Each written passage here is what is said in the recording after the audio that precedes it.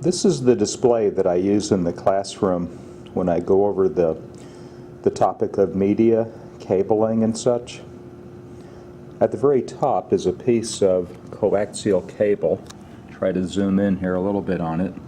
You can see that it's been trimmed back, and you can see the center core conductor and the protective material around it, and then the foil for the wrap, and there are some there is some copper wire braiding that's, most of it's fallen away over the years, but you might still see a little bit there. It's difficult to see the marking on the jacket, perhaps. This is RG59 coaxial cable, and that means it'll offer a certain impedance where it's being used, and it has to be matched to the need. The next item is a piece of Category 5 cable, and the Category 5, right, just abbreviated Cat 5, has 4 pairs of twisted media. You can see the colors there perhaps, orange, green, blue, and brown. I've arranged the jacket so you can see the information that's printed on it, and some of it's just manufacturer information. Here you can see the gauge, AWG24. 24 is the gauge of the wire. The gauge works inversely. The higher the number, the smaller the wire. So 22 gauge would be a larger wire, and so forth. You also see a marking on here that's covered up by the zip tie there for how, what would you say that is, the distance measurement, I suppose. So there's a number there, and 12 or 24 inches later there'll be another number indicating how many feet have been used. So if you pull out a cable run, you can look at the starting number, look at the ending number, and through simple subtraction you can come up with how many feet you've used on the run. The last thing you see here is the indication for Category 5.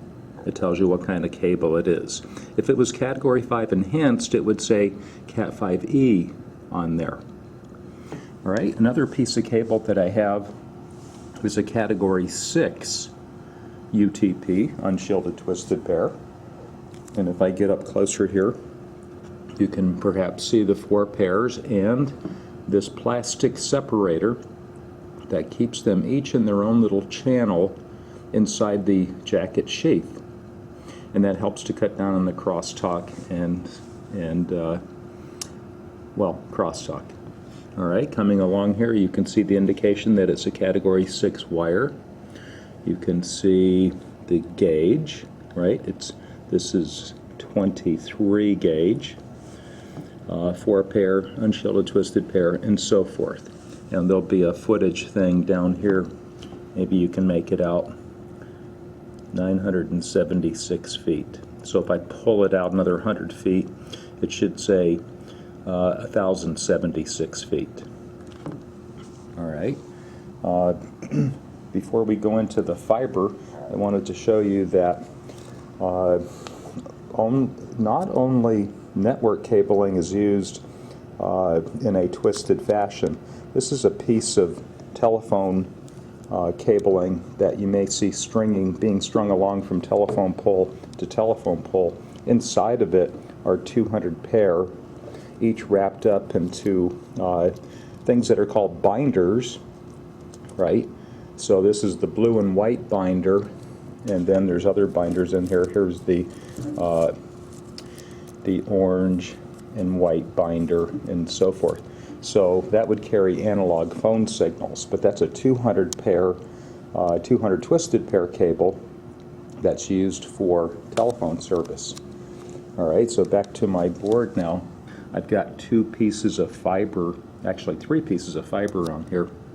The yellow one is a single mode fiber optic cable, and if you notice the end here, you can see there's a number of strands in there. It's not just a single strand. You may think that by looking at the graphic in the book, but there's multiple strands that are inside this jacket that can, each one has cladding and then the protective outside jacket on it and such.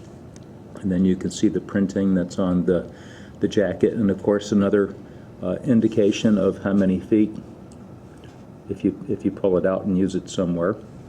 And then the orange one is a piece of multi-mode fiber. If I get in close there, you can see the multi-mode. This piece of cable just happens to have more fibers inside of the jacket. So, the manufacturers or the installers would use the proper optical cable, right, fiber optic cable for the situation at hand.